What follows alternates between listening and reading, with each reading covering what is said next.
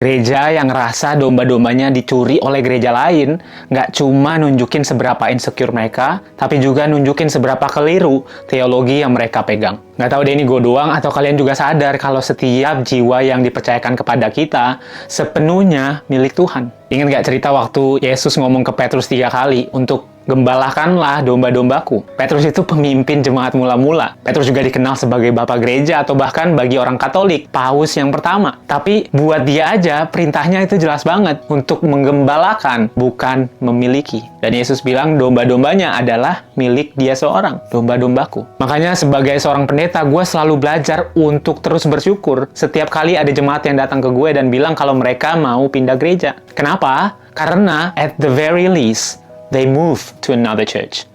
They don't stop going to church. They want to hang on to their faith.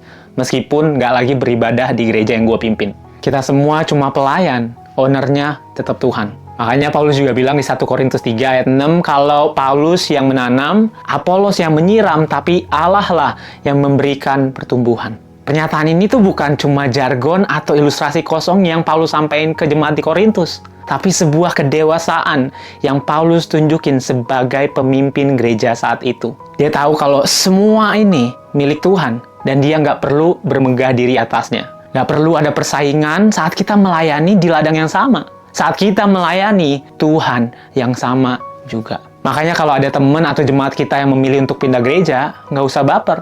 Nggak perlu judgmental. Doain mereka. Doain gereja yang mereka pilih. Jadiin ini sebuah kesempatan buat kita untuk mengevaluasi diri dan untuk belajar berserah kepada Yesus Kristus, Sang Gembala Agung yang mengasihi dan mengenal setiap domba-dombanya.